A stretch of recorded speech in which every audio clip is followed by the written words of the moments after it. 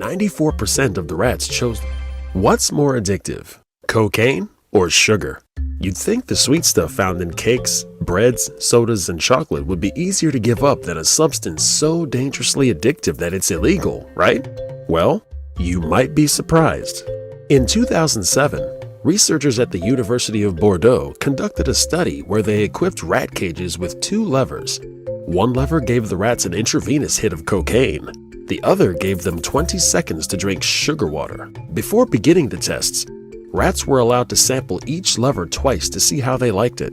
Once the test began, 94% of the rats chose the sugar-sweetened water.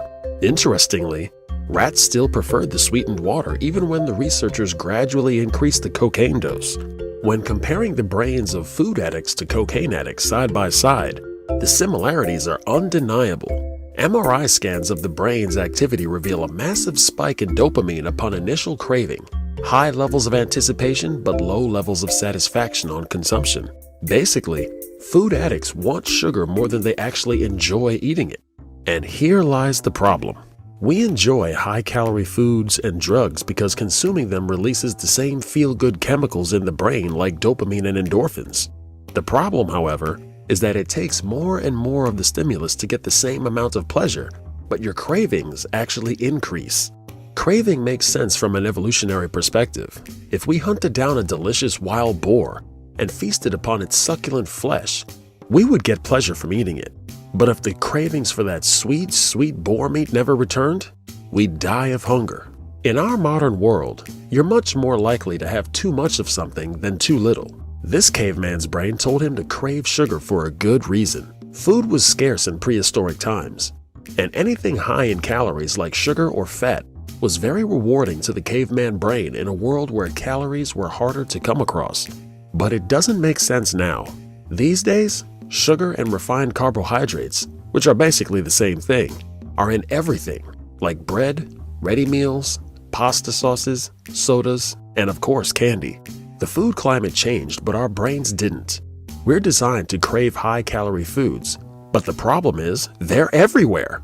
Can you imagine the problems if cocaine was this accessible? This constant exposure to high-calorie, high-sugar foods messes with our hormones.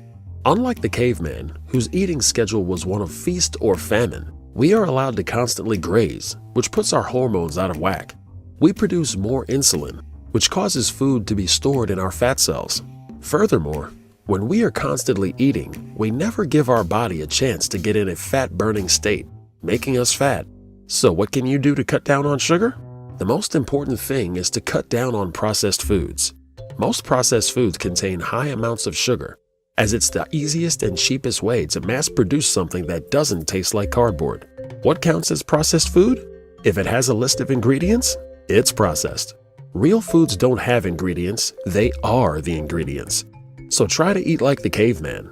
If you need a snack, nuts are very healthy. And if you still can't kick the sweet tooth, then fruit should do the trick. But doesn't fruit contain sugar? Yes, but fruit has natural fiber which prevents the sugar from being metabolized too quickly and messing around with your hormones, which is why sugar is so unhealthy in the first place. Not to mention the calories. Of course, if you're feeling really brave, you can go cold turkey. Cut out all sugars for a couple of weeks. You'll find that your cravings for the white stuff all but disappear, and you'll wonder how you could ever polish off a box of donuts in one sitting.